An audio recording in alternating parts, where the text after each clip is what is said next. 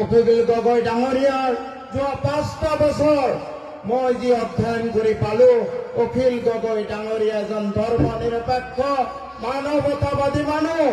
তেওঁ গোটেই অসম জুবিনদাৰ অসম হিচাপে কৰিব বিচাৰে। এই অসমখনত হিন্দু, মুছলমান, বৌদ্ধ, খ্ৰীষ্টান সকলো জাতি জনগোষ্ঠীৰ জনজাতীয় ভাইসকলক লৈ এখন সোণৰ অসমৰ সপোন দেখে তেওঁ, এখন শংকৰজনৰ সপোন দেখে। সেইকাৰণে মই আজি ওলাই আহিছো।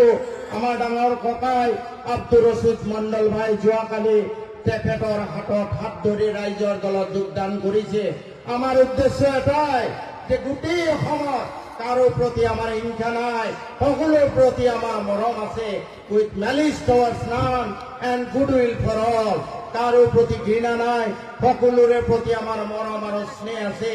এই অসমখনত আমি হিন্দু, মুছলমান, জনজাতীয় সকলো ভাই, খ্ৰীষ্টান, বৌদ্ধ আদি সকলো মিলা প্ৰীতিৰে বসবাস কৰিব খোজো।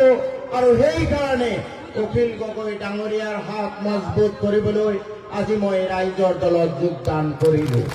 আশা কৰো অনাগত দিনত অখিল গগৈ ডাঙৰীয়া আজি যিটো সাম্প্ৰদায়িক দিগবাষ্প অসমত বিয়পি আছে, পশ্চিমৰ পৰা পূবলৈ, উত্তৰৰ পৰা দক্ষিণলৈ ই অসমখনক ধ্বংসৰ পিনে ঠেলি আছে।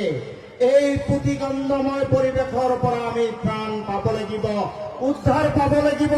আৰু নৱপ্ৰজন্মৰ প্ৰতি এই অৱস্থাৰ পৰা উদ্ধাৰ পোৱাৰ কাৰণে আমাৰ নেতা শ্ৰী অখিল গগৈ ডাঙৰীয়া অনাগত দিনত আমি হিন্দু মুছলমানৰ এক নতুন অসমৰ, জুবিনদাৰ অসমৰ নেতা হিচাপে আমি চাব বিচাৰো।